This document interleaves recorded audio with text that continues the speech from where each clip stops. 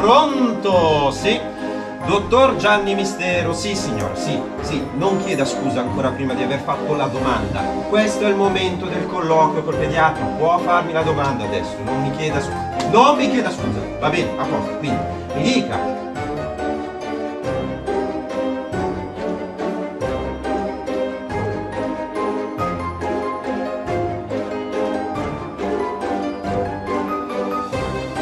Quindi lei sarà il mio paziente zero, Rossana.